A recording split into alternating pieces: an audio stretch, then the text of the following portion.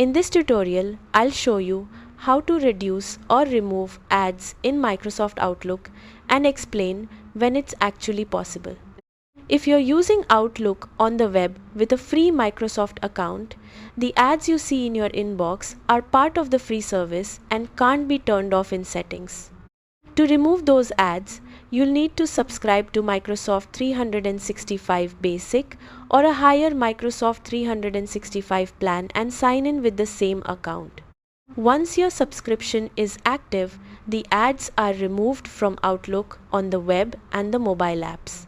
If you're using the new Outlook for Windows with a Microsoft 365 subscription, you also won't see those inbox ads.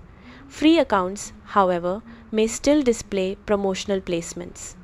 If you are using classic Outlook for Windows connected to Microsoft 365 Exchange or most email accounts, you typically won't see inbox advertisements at all. That's how to get rid of or hide ads in Microsoft Outlook. Thanks for watching.